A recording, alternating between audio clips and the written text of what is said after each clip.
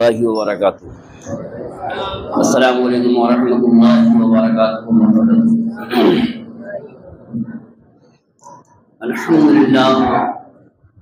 الحمد للہ رب العالمین والعاقبۃ للمتقین والصلاة والسلام علی سید المرسلین، اما بعد اعوذ باللہ من الشیطان الرجیم، بسم اللہ الرحمن الرحیم۔ لئن شکرتم لأزیدنکم وَلَئِن كَفَرْتُمْ فَإِنَّ عَذَابِي لَشَدِيدٌ۔ صدق اللہ المولانا العظیم وصدق رسولہ النبی الامین الکریم، ونحن علی ذلک من الشاہدین والشاکرین والحمد للہ رب العالمین۔ آئیے ہم اور آپ سب سے پہلے انتہائی عقیدت اور محبت کے ساتھ نبی کریم صلی اللہ تعالی علیہ وسلم کی بارگاہ میں درود و سلام کی داعیہ نشر فرما لیں۔ اللہم صلی علی سیدنا مولانا محمد معدن الجود والکرم والہ وبارک وسلم صلاۃ و سلام علیک یا رسول اللہ صلی اللہ تعالی علیہ وسلم۔ حضرات، اس دنیا میں جہاں تک میری معلومات ہے، ہر انسان کی یہ خواہش ہوتی ہے کہ جو اللہ نے نعمت مجھے دیا ہے وہ نعمت برقرار رہے، اور دوسری خواہش یہ ہوتی ہے کہ جو نعمت ملی ہے وہ بڑھتی رہے، گھٹے نہیں۔ یہ چھوٹے بچے سے بھی پوچھیں تو وہ کہے گا 10 روپے لیے تو کہے گا 10 روپیہ بچا رہیے، گھٹے نہیں۔ اور اس سے پوچھیں کیا چاہے تو کہے گا بڑھتا رہیے۔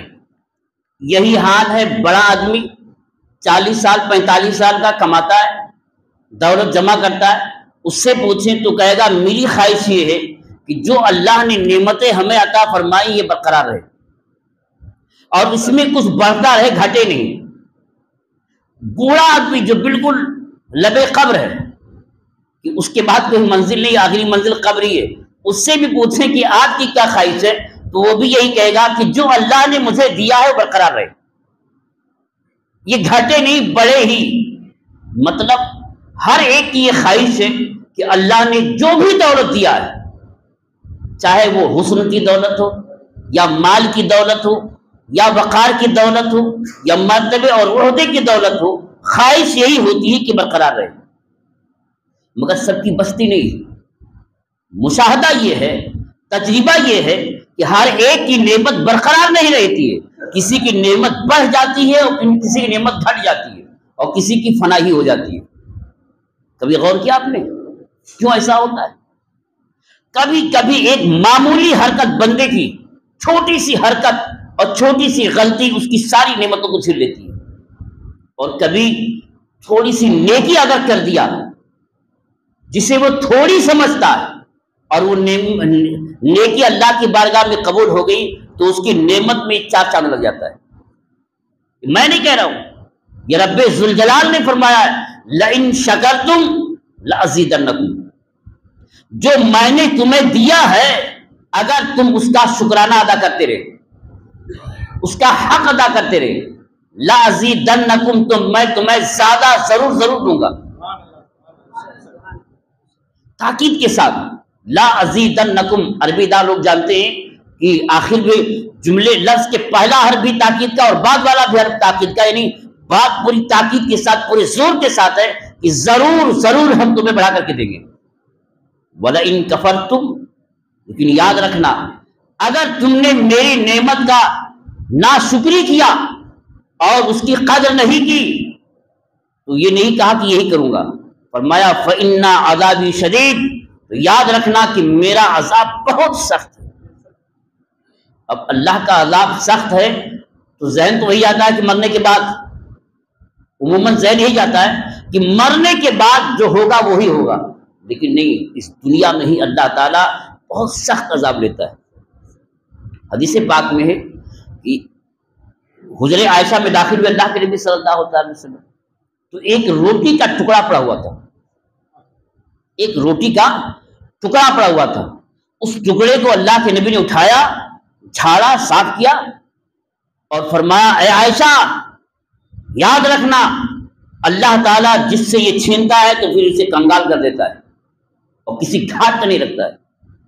دوسرے لفظوں میں فرمایا کہ یہ رزق جس سے چھن جاتی ہے پھر واپس نہیں آتی، اس کی قدر کرو، پھر اس کو اللہ کے نبی نے خود تناول فرمایا۔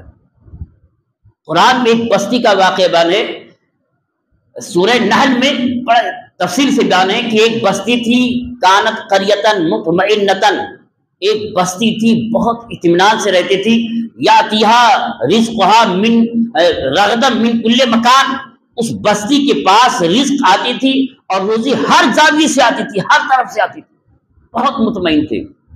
پھر کیا ہوا؟ انہوں نے ناشکری کر دیا، فقد کفروا بانعم اللہ، اللہ کی نعمتوں کا انہوں نے نا شکری کر دیا، نا قدری کر دیا، کفران نعمت کر دیا۔ پھر کیا ہوا؟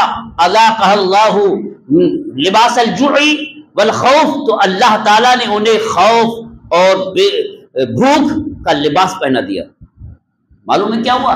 پوری بستی تہوبالا ہو گئی، کنگال ہو گئے، بھوک میں مبتلا ہو گئے۔ اس آیت نے اعلان کر دیا جو اللہ نے نعمتیں تمہیں عطا فرمائی ہیں اس کی قدر کرو، اگر نہیں کرو گے تو جتنی بھی نعمتیں ہیں اللہ تعالیٰ جیسے دیتا ہے ویسے چھین بھی لیتا ہے۔ نا قدری تو بہت ساری صورتیں ہوتی ہیں، لیکن قدر جو ہے اس کی صورت سب سے پہلی تو یہ ہے کہ بندہ اپنے گناہوں کو یاد کرے، استغفار کرے۔ اللہ کی نعمت کا شکریہ کا بہترین طریقہ کیا ہے؟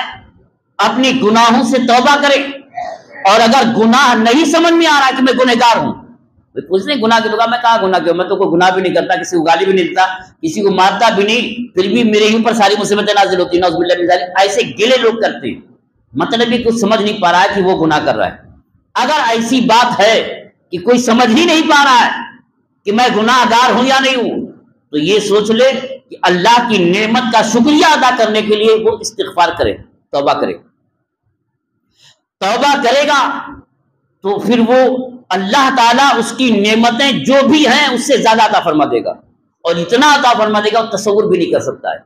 بنی اسرائیل کا ایک واقعہ ہے، اللہ کے نبی نے بیان فرمایا، درود پاک پڑھ لیجیے پھر میں آپ کو سناؤں۔ اللہم صلی علی سیدنا مولانا محمد معدن الجد والکرم وآلہ وبارک وسلم صلاۃ و سلام علیک یا رسول اللہ صلی اللہ تعالی علیہ وسلم۔ ایک مرتبہ بنی اسرائیل میں قحط مبتلا ہو گیا، قحط پڑ گیا، کال آ گیا، اور جب کال پڑ جائے، قحط پڑ جائے تو مطلب بارش بند ہو جاتی ہے، اور جب بارش بند ہوتی ہے تو زمین کا جو پانی ہوتا ہے وہ خشک ہو کر اور تہہ میں چلا جاتا ہے، یہاں تک کہ کنویں خشک ہو جاتے ہیں، دریا خشک ہو جاتی ہے، نالے خشک ہو جاتے ہیں، تو نہ نیچے سے پانی نکلتا ہے نہ اوپر سے بارش ہو رہی ہے۔ تو اس ایسی حالت میں جانور، پرندے اور خود انسان موت کے گھاٹ اترنا شروع ہو جاتے ہیں۔ مطلب یہ کہ بارش نہ ہونا ہر ایک کی موت کا سامان ہے اس دنیا میں۔ اب جب قحط پڑ گیا، بارش بند ہو گئی، تو لوگ حضرت موسیٰ کلیم اللہ کی بارگاہ میں حاضر ہوئے اور کہا کہ آپ اللہ کے نبی ہیں، دعا فرما دیجیے۔ اللہ کے نبی نے فرمایا ٹھیک ہے، سب کے سب اپنی بستیوں سے نکل جاؤ، بڑے میدان میں آؤ، ہم رب کی بارگاہ میں وہاں الہا و زاری کریں گے، روئیں گے، گڑگڑائیں گے کہ میرا رب ہمارے گناہوں کو معاف فرما دے اور میں اپنے رزق سے مالا مال کر دے۔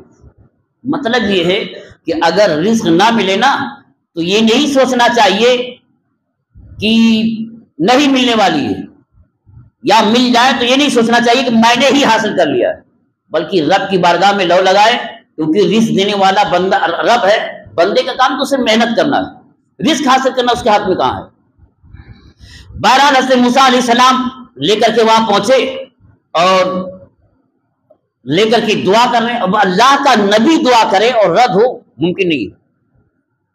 اللہ کے نبی موسیٰ کلیم اللہ جو خود رب سے کلام کرنے والے، بات کرنے والے، وہ میدان میں گئے، لوگوں کو لے کر کے اور رب کی بارگاہ میں عرض کرے مولا تیرے بندے ہیں اور بارش نہ ہونے کی وجہ سے معاش سے تنگ آ گئے، مولا انہیں اپنی بارش عطا فرما، اپنا رزق عطا فرما۔ تو ان پر وہی نازل ہوئی کہ یہ چاہے جتنا رو لیں، چاہے جتنا گریہ ازاری کر لیں، میں ایک قطرہ پانی دینے والا نہیں ہوں، کیونکہ تم میں ایک شخص ایسا بھی ہے کہ کبھی 40 سال سے اس نے کبھی مجھ سے مصالحت نہیں کیا ہے، میری بارگاہ میں سر نہیں جھکایا ہے، ہمیشہ اپنی زندگی کو گناہوں میں ہی گزارا ہے۔ جب تک وہ اس بستی میں ہے، اس آبادی میں یا اس محفل میں، اس وقت میں تمہیں ایک قطرہ پانی نہیں دوں گا۔ اب اللہ کے نبی حضرت موسیٰ علیہ السلام، رب نے فرمایا کہ ایک گنہگار ایسا ہے، لیکن وہ کون ہے یہ نہیں بتایا۔ رب کی ستاری دیکھیں، پردہ پوشی، فرمایا ایک ہے وہ اگر نکل جائے تو ہم تمہیں بارش دے دیں گے۔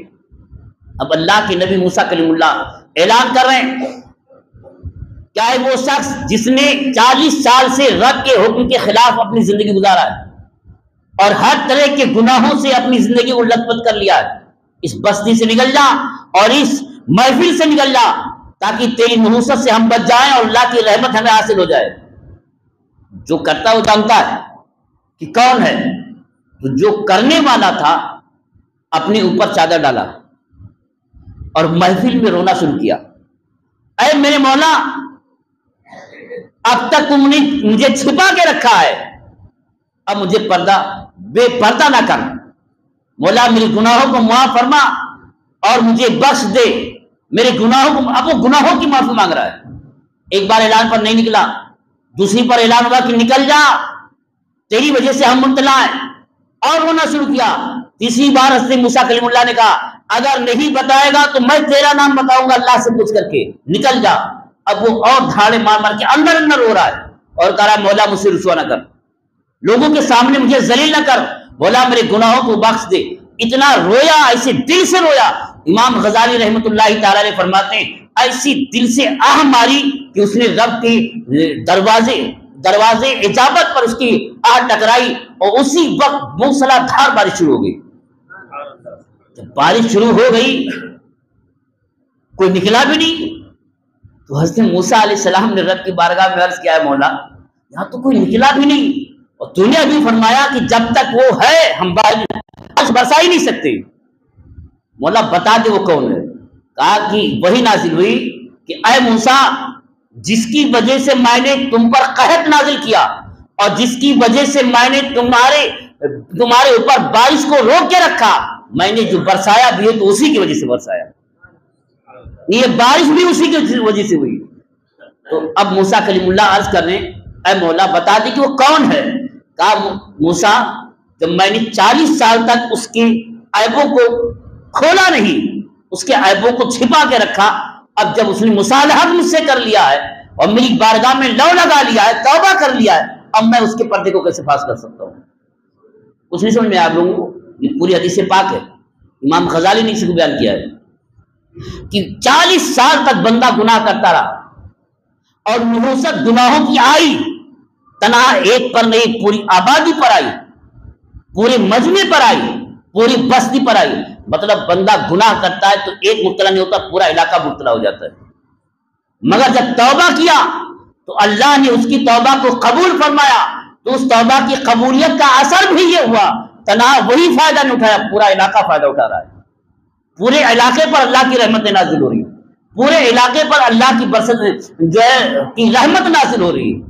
تو مطلب یہ ہے کہ اپنی نعمت جو ہمیں ملی ہے اس کا شکر ادا کرنے کے لیے بنیادی چیز یہ ہے کہ ہم اپنے گناہوں سے توبہ کر رہے ہیں۔ فائدہ یہ ہوگا کہ جو اللہ نے ہمیں نعمتیں دیا ہے وہ تو نعمت رہے گی ہی رہے گی اور نعمت بڑھ بھی جائے گی، لیکن اگر اس کی ناقدری کیا اور ناشکری کیا وہ نعمت چھین بھی جائے گی اور اس کے بدلے میں اور مصیبت بھی آ جائے گی۔ اس پر بھی واقعہ ہے، درود پاک پڑھ لیجیے اللہم صلی علی سیدنا مولانا محمد معدن الجد والکرم وآلہ وبارک وسلم صلاۃ و سلام علیہ یا رسول اللہ صلی اللہ علیہ وسلم۔ ایک بار اور درود پاک پڑھ لیجیے اللہم صلی علی سیدنا مولانا محمد معدن الجد والکرم وآلہ وبارک وسلم صلاۃ و سلام علیہ یا رسول اللہ صلی اللہ تعالی علیہ وسلم۔ صدقہ کرنا یقیناً بہت بڑی فضیلت ہے، اور مستحق جو ہو حاجت مند، واقعی حاجت مند ہے، آپ کا دل کرے کہ واقعی میں حاجت مند ہے، تو اس کی حاجت پوری کرنا یقیناً یہ سمجھ لیجئے کہ آپ کی برتری اور آپ کی رفعت کا سامان ہے۔ ویسے تو آج تو حال یہ ہے کہ ایک بڑا طبقہ ایسا ہے کہ باضابطہ بزنس بنا لیے مانگنے کا، بھیک مانگنے کو اپنا بزنس، اپنی تجارت مان لیے۔ ایسے لوگوں کو تو دینا حرام ہے، یہ ہر کوئی جان لیتا ہے کہ بھائی روزانہ ہی مانگ رہا ہے، کچھ کرنا ہی نہیں تو اس کا مطلب بزنس ہے، لیکن گھر کے بغل میں پڑوس میں کوئی رہتا ہے اور حاجت مند ہے، وہ دل سمجھ لیتا ہے کہ ہاں یہ حاجت مند ہے۔ ایسے حاجت مند کو اگر کوئی نہیں دیتا ہے تو اللہ نے جو نعمت دیا اس کی ناشکری کر رہا ہے وہ۔ پھر کہہ رہا ہوں آج کے جو باضابطہ صبح نکلے شام کو آئے، شام کو نکلے صبح آئے، باضابطہ بزنس بنا لیے ہیں، ایسے کا مانگنا یہ تو لعنت خود اس کے اوپر ہوتی ہی ہوتی ہے، پوری قوم کو بدنام کر رہا ہو۔ کیا اسلام یہی درس دیتا کہ بھیک مانگتے پھرو؟ کیا مسلمانوں کا اسلام یا مسلمانوں کو اللہ یا مسلمانوں کے رسول یہ کہتے ہیں خود کماؤ دھماؤ میں محنت نہ کرو بھیک مانگتے پھرو؟ یہ تو بہت بڑی لعنت ہے، پوری قوم کے لیے ذلت کا سامان ہے۔ ایسے کم بختوں کو حقیقت میں سولی پر لٹکا دینا چاہیے۔ وہ ظلم کر رہا ہے، سزا ہم پا رہے ہیں، کہیں بھی ہم جاتے تو کہتے بھیک مانگتا ہوگا، اب کرتا پیجامہ ہم کو دیکھ لیا تو کہیں بھیک مانگنے والا ہے۔ یہ عرف کہاں سے بنا ہے؟ ان کی عادت بنی ہوئی ہے۔ لیکن میں بات صدقات کی کر رہا ہوں، حقیقت میں حاجت مندوں کی کر رہا ہوں۔ اللہ کے نبی صلی اللہ تعالی وسلم نے بیان فرمایا، بنی اسرائیل میں ایک شخص تھا جسے اللہ نے بہت دولت دیا تھا، بے پناہ مال، اور ہر طرف سے اس کے پاس رزق آ رہی تھی، اور ایک شخص واقعی میں حاجت مند تھا، قلاش تھا، اور آیا کہا کہ کچھ ایک روٹی یا کچھ ہمیں کھانے کے لیے دے دو۔ تو اس کی ایک بیٹی تھی، تھا بڑا بخیل، اس نے دیکھا کہ واقعی مجھے بھوکا لگ رہا ہے، روٹی بنی ہوئی تھی، اٹھا کر کے وہ روٹی اس کو دے دیا کہ حاجت مت ہے کھا لے۔ اس کا باپ آیا، پوچھا روٹی کیا ہوئی؟ کہا کہ بھکاری آیا تو بھوکا تھا، واقعی میں بھوکا تھا، میں نے اسے دے دیا۔ غصے میں آیا اور غصے میں آ کر کے اس کے ہاتھ کو جس ہاتھ سے دیا تھا اسلحے سے اس کا ہاتھ کاٹ لیا، پنجہ کاٹ لیا۔ بتائیے اللہ کی نعمت کی شکر ہے، کا شکر ہے یا اس کی ناشکری ہے؟ اللہ کا قہر نازل ہوا کہ جو دولت اللہ نے دی تھی، جو جہاں وہی تباہ و برباد شروع ہو گیا، یہاں تک کہ وہ بھیک مانگنے پر مبتلا ہو گیا۔ لڑکی بھی نہیں رہی کیونکہ اس کو بھی اس کی سزا جب باپ کو آئی تو اس کو بھی ملی، گھر برباد ہو گیا، سب کچھ ویران ہو گیا، بھیک مانگنے پر مبتلا ہو گیا، بچی بھی مانگنے لگی۔ اور اتفاق سے وہی شخص جو مانگنے کے لیے پہنچا تھا حاجت مند تھا، اللہ نے اسے اس کے بدلے میں سے اس کو دے دیا۔ وہ حاجت مند تھا، حاجت کے لیے آیا، بعد میں اللہ نے دے دیا، خوشحال ہو گیا۔ یہ لڑکی جوانی کی دہلیز پر پہنچ گئی، بچپن تھی، مانگتے ہوئے اسی کے گھر پہ پہنچی تو اس کی ماں نے دیکھا کہ ایک بچی ہے، خوبصورت ہے اور بھیک مانگ رہی ہے، حیران ہوئی۔ کہا بیٹی کیا بات ہے، کیوں بھیک مانگ رہی ہو؟ کہا وہ کوئی ہے ہی نہیں تو کیا کروں، کیسے گزارا ہو؟ کہا کیا تو شادی کرے گی؟ کہا کہ مجھ سے کون کرے گا، میرے آگے پیچھے کوئی ہے ہی نہیں۔ کہا کہ اگر تو راضی ہو جا میں اپنی بیٹے سے تیری شادی کرنے کے لیے تیار ہوں۔ خوش ہوگی، راضی ہوگی، تو اس کے بیٹے نے اس سے نکاح کیا۔ اب نکاح کے بعد دسترخوان لگا کھانے کے لیے، تو ایک دسترخوان پہ جب سب بیٹھے تو دائنا ہاتھ تو تھا ہی نہیں۔ شوہر کہہ رہا ہے کہ دائنے ہاتھ سے کھاؤ، وہ بائیں ہاتھ میں نکال رہی ہے۔ دوسری بار کہا کہ تم لوگوں کو سمجھ میں نہیں آتا کہ دائنے ہاتھ سے کھانا چاہیے، بائیں ہاتھ نکال رہی ہو، دائنا ہاتھ نکالو، تو تھا نہیں نکال رہی تھی۔ تو غصے میں آیا، کہا کہ تم لوگ کتنے جاہل لوگ ہو کہ تمہیں نہیں معلوم دائنے ہاتھ سے کھانا چاہیے، دائنا ہاتھ نکالو۔ تو اس گھر کے کونے سے آواز آئی، کیا اللہ کی بندی دائنا ہاتھ نکال اور دائنے ہاتھ سے کھا۔ اللہ تعالیٰ شکر کرنے والوں کی نعمت کو ضائع نہیں فرماتا ہے، اور اسی وقت اس کا ہاتھ بن گیا اور پنجہ لگ گیا، اور کہا دائنے ہاتھ سے کھا۔ یہ تو کرامت، صدقہ دیا تو اس کی کرامت۔ شوہر نے جب یہ دیکھا تو لڑکی سے کہا کہ میں کیا تم اس سے تعجب خیز بات نہ بتاؤں جو تمہارے ساتھ ہوا؟ تو اس کی ماں نے کہا پہلے بیٹی تو بتا کہ واقعہ کیا ہوا۔ کہا کہ واقعہ یہ ہوا کہ وہی پورا واقعہ بتایا کہ میں نے صدقہ دے دیا تھا تو میرے باپ نے ہاتھ کاٹ لیا تھا، اور اس کے لیے نحوست نازل ہوئی کہ وہ بھی ہلاک ہو گیا، اس کا مال بھی برباد ہو گیا، اور میں بھی بھیک مانگنے پر مجبور ہو گئی، مگر اللہ نے اس کے بدلے میں مجھے ہاتھ بھی عطا فرما دیا۔ تو اس کے شوہر نے کہا اس سے حیرت کی بات یہ ہے کہ تمہارے باپ سے جو مانگنے گیا تھا کوئی اور نہیں، میں ہی تھا۔ یہ سمجھے آپ؟ میں ہی مانگنے والا تھا، اور واقعی میں حاجت مند تھا، اور تمہارے باپ نے جو ظلم کیا تھا اس کا بدلہ اللہ نے اس کو وہ دیا، اور میں نے کوئی ناحق نہیں کیا، ہم نے اپنے حق کو جانا اور اللہ نے جو دیا اس کا شکرانہ ادا کرنے کی کوشش کیا، اور تمہاری حالت کو دیکھ کر کے میں شادی کیا تو اس کا بدلہ بھی اللہ نے مجھے عطا فرمایا۔ لئن شکرتم لازیدنکم ولئن کفرتم فإن عذابی لشدید۔ اگر جو نعمت دیا ہے اس کا شکر ادا کرو گے تو اللہ اور عطا فرمائے گا، لیکن اگر ظلم کرو گے، ناشکری کرو گے، ناقدری کرو گے، تو یاد رکھیے کہ اللہ کا عذاب بہت سخت ہے، دنیا میں بھی چھین لیتا ہے اور آخرت میں تو ہے ہی۔ اس پر بہت سارے واقعات بیان کیے جا سکتے ہیں، مگر خلاصہ یہ ہے کہ جتنی بھی جس کے پاس نعمتیں ہیں، اس نعمت کے بچاؤ کا اگر طریقہ آپ چاہتے ہیں کہ وہ نعمت بچی رہے اور نعمت بڑھتی رہے، تو آپ استغفار کا اپنا معمول بنا لیں، ہر وقت اٹھتے بیٹھتے استغفر اللہ پڑھتے رہیں اور دل میں توبہ کریں کہ اللہ ہم اپنے گناہ سے توبہ کرتے ہیں اور آئندہ گناہوں سے بچنے کی توفیق مانگتے ہیں۔ اللہ تعالیٰ ہمیں آپ کو سمجھنے کی توفیق عطا فرمائے۔ کچھ اعلانات سے سماعت فرما لیں۔